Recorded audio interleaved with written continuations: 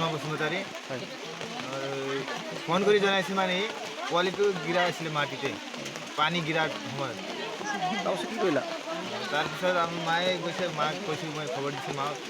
আৰু মায়ে গৈ পেলাই আহিছে আৰু এতিয়া বাচ্ছাটো ঠিকে আছে? বাচ্ছা এতিয়া ঠিকে আছে গৰম কৰি দিলে আৰু তেল চেল লগাই কিবা জুইৰ পৰা দি না সেই কৈছিল বাৰু খিলাই দিলে আৰু অলপ ভাল হৈছে এতিয়া